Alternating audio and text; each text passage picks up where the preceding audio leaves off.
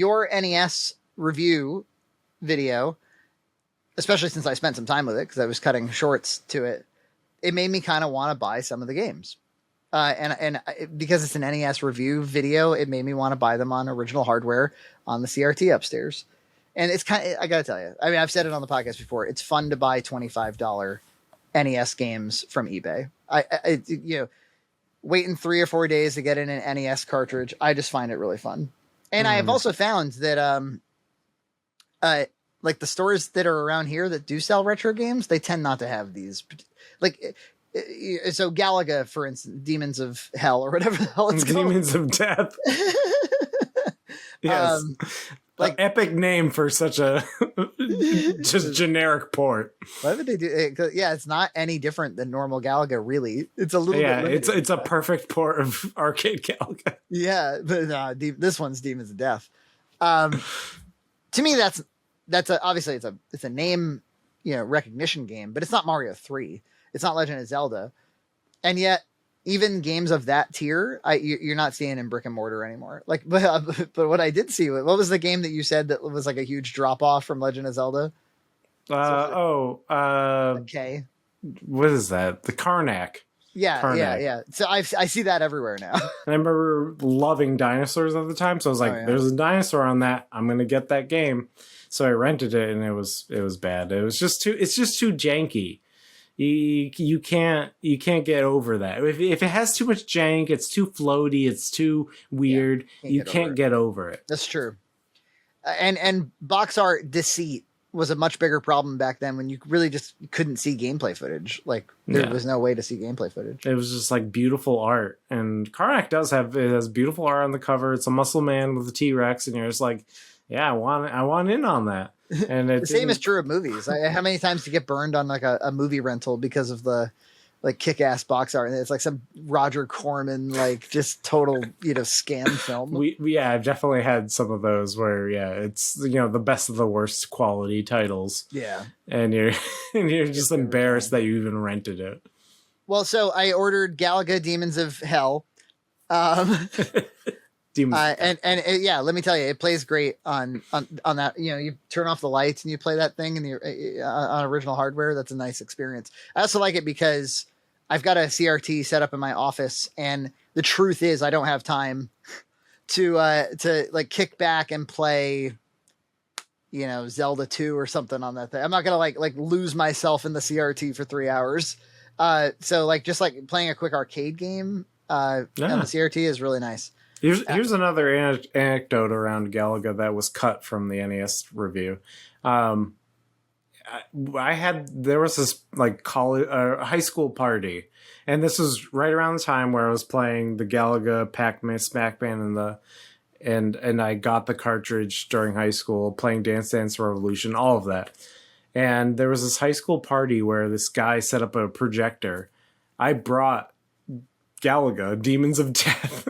to this party. So we projected this on the wall, and I put it in the Nintendo. We projected it, and I had my NES Advantage, and we played on that wall, and it was such a blast. Yeah, that's great. And it was just like such a good moment. And then we like took it out and we put Game Genie in it, and we gave ourselves infinite lives and played it for like until like the cartridge broke.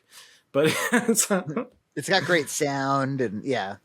And then I never owned Kirby's Adventure on an NES, so I grabbed that, which still goes for a reasonable price. That's if you're looking to buy original NES games that are good, like if you don't have Kirby's Adventure somehow in your collection, you gotta get it because it's still only like $20.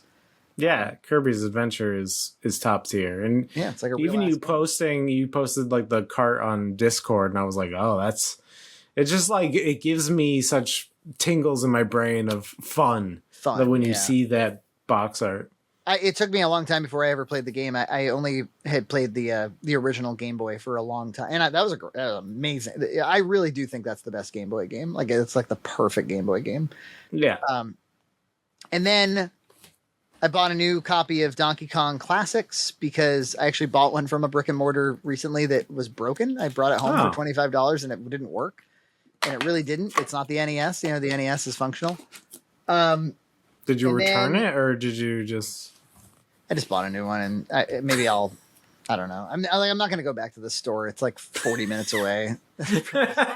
Probably just cut my losses. But or I don't know. Maybe I'll bring it to like a closer by store and be like, do you want a broken one that maybe you can repair for $5?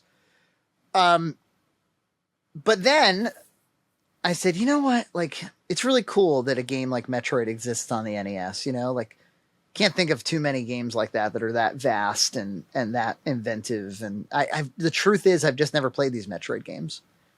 And I always knew, anytime I've ever even tried to, a little bit of Symphony of the Night or anything like that, I'm like, ooh, I don't like getting lost. It's fucking stupid to get lost. The same is true of games I like. Like, I remember, anytime I'm playing like one of these AAA 3D games that comes out, and like you get to these points in the game, you're like, what am I supposed to do? And you end up like looking on YouTube and staring at somebody else play the game. You memorize what they did, and then you're like, it feels like you're getting over a bug. It doesn't feel like you're solving problems really. And so I mentioned, I was like, maybe I'll play the NES Metroid, and you were like, nah, play Zero Mission, like play the GBA remake. So, because you can shoot in all directions and you can duck and shoot, and the graphics are way better, and you're just going to have a much better time. So I started playing it, and on my RG 351p, GBA looks amazing. So I always welcome like a GBA recommendation just to get something out of it. And I played it for, I don't know, I probably have 2 hours into it now, maybe more. I've been playing it like sort of around bedtime. And I thought I was enjoying it. I thought things were going well. And, because it certainly plays nicely, and I like what but goddamn if I didn't get lost. Really? And I was like, there's some it holds your hand pretty well, I thought. Like you go into the Chozo statues, it shows you where to go. I don't know what that is. I don't even know what you just said. Just look at the map, man. I see a map that's like incomplete. I'm supposed to find map rooms, and then it expands it, but it doesn't tell me that I'm supposed to go anywhere. So like I ended up on some elevator that brought me to some other, as soon as you start teleporting me to like other map areas, I'm like, now I don't know where the hell I am. I don't know how to backtrack. I'm playing the same fucking stages over and over again where I have to avoid lava. I'm just like, no, because it all turned into like, okay, I think everything went badly from this point on. And so I go to the YouTube video and I watch the guy. I'm like, oh, you gotta be the ball through that part. Fuck. I don't know, man. I can't help you.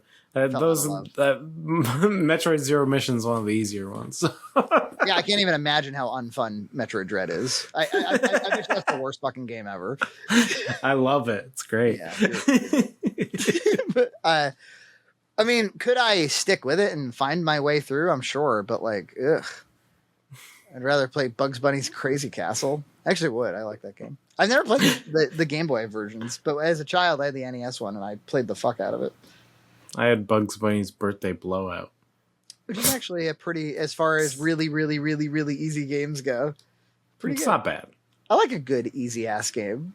Something to totally turn the brain off. Subscribe to Red Cow Entertainment on Patreon for full episodes every other week.